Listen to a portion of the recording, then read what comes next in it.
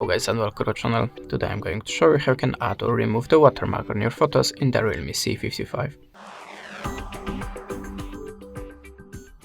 So let's start open the camera app, then tap on the gear icon to open the settings.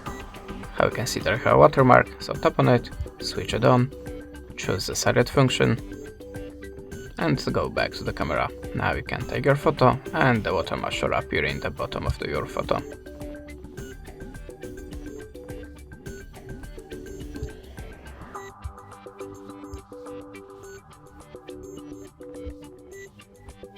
Oh, sorry, you have to enable device model or date and time here. Sorry about that. And now you can take a photo again. And how you can see there you have our watermark. That's it. Thanks for watching, leave us a subscribe or a comment, and goodbye.